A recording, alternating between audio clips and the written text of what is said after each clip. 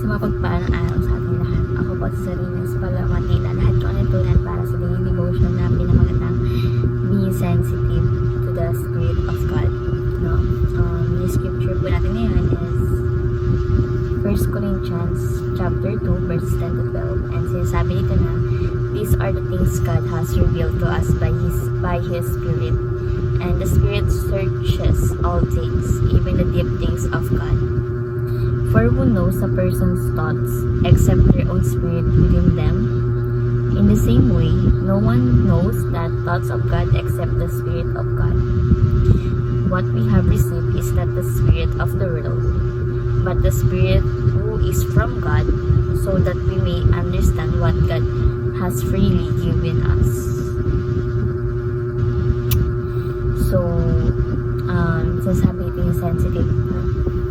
Maging sensitive tayo sa Espiritu na Santong Espiritu ng ating Diyos. So, yung katuruan po natin ngayon is God imparted Himself to us. Sinasabi dito na si God, hindi lang pagpapala yung binibigay niya sa atin, hindi lang yung mga pangailangan natin sa buhay, hindi lang yung sa paggustuhan natin, no? Yung pinaka blessing or pagpapala na binigay sa atin ni God is ay ang kanyang sarili, no?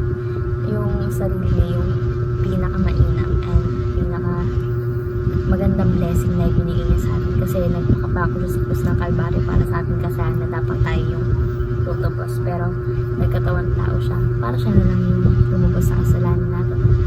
So napaka very personal God, diba? So God gave Himself for us. God has imparted Himself to us. Sinasabi ko na ang Espiritu ng Diyos nakakaunawa sa Diyos, diba? Like sa buhay natin, diba? Sarili natin sa buhay natin, sarili natin yung nakakaalam kung ano nasa isip natin, kung anong gagawin natin, diba?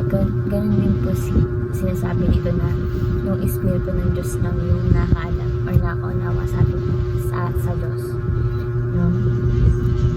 And honestly, mas maintindihan pa tayo ng ating God kaysa sa sarili natin. Kasi di ba minsan sa life natin, hindi natin maintindihan yung sarili natin. Like kung ano ba yung gagawin, kung ano ba yung iisipin mo sa buhay, sa pang-araw-araw. Pero si God, nandyan siya. Alam niya yung gagawin. Kumbaga, ipaparamdam niya na lang sa'yo. So, ganun ka-intimate si God.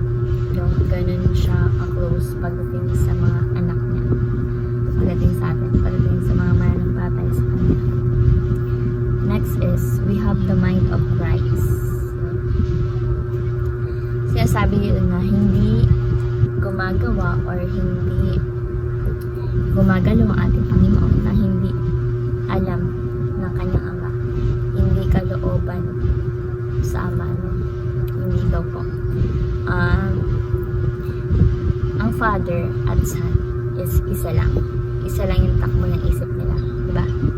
So dahil nasa ating yung Santong Espiritu, we have the mind of Christ, no? Kaya kapag nangusap natin yung Santong Espiritu, ayun yung iniisip natin, Panginoon, no? And dapat natin yung sundin, no? Dapat tayo sumunod sa Santong Espiritu, and hindi mo naman kailangan hintayin, mararamdaman mo. Next is our deepest intimacy. Intimacy is with God, no? Most intimate, our deepest intimacy, our God, no? Not with our spouse. Sa buhay natin, kala natin yung pinaka-close natin is yung BFF natin, yung kapatid natin, pamilya natin, no? Kala natin sila na yung may alam ng buong pagkatao natin. Sila na may alam ng kilala tayo, no? Which is no. Hindi daw po yun, no? Ang nakakilala sa atin ng lubusan ay ating Panginoon Diyos. Sigad lang ang nakakilala sa atin, sigad lang ang pinakos natin.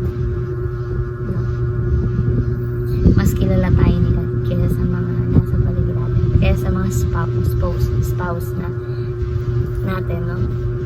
Si Lord lang talaga. So, bilang application, may sasabuyan ito. Number 1, understand the Bible through the illumination of the Spirit. No? Sinasabi na yung Bible is a written works of God. No? Diba, nakikita natin sa Bible ang iba't ibang author yung sumusulat. Diba? But, isa lang yung ultimate author. No? Ayun yung banal na Espiritu. So, ang Bible, talking about one, the only God, diba? Sa Bible, isa lang yung pinag-usapan, which is si God. No? Yung Word of God na naisulat through Santong Espiritu, ipapaunawa sa atin ng Santong Espiritu. So, unawaan natin yung Bible through the Holy Spirit. So, yung bawat author na sumusulat is kinagabayan niyo ni God, na Santong Espiritu also, diba? So, next is, talk with God about your innermost thoughts.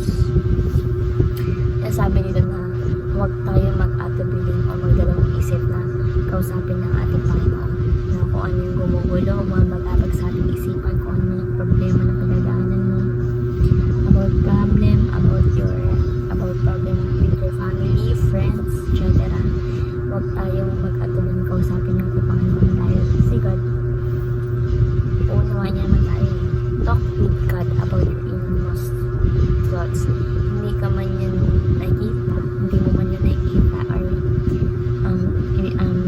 hindi mo man naman, pero nakikita at nakikinig ang ating Panginoon Diyos sa iyo. Dahil na sa atin ang Santong Espiritu. And lastly is, pursue intimacy with God by being sensitive to the voice of the Spirit. Pag sinabing pursue, ito yung sa relationship, ito yung hinahabol natin. Like Lord God, Jesus Christ. Hinahabol tayo kahit napakarami natin kasalanan sa Kanya. Diba? And yung banal na Espiritu is pinalampot tayo yung puso para maunawaan natin. Para matutunan natin umibig sa Diyos. So, let's pursue intimacy with God. Enjoy natin yung pinaghirapan ng ating Diyos sa krus ng Kalbaryo. Kausapin natin si Lord, diba? At maganda na makinig tayo sa tinig ng Santong Espiritu. And yung sensitive na sinasabi dito, sensitive to the voice of the Spirit, ito yung onting tinig lang at malalaman na natin kung ano yung pinapagawa ng Diyos. Yun yung sinasabi. So, pursue intimacy with God by being sensitive to the voice of the Spirit. Ganun kalalim yung closeness natin with God. So, kaya, let's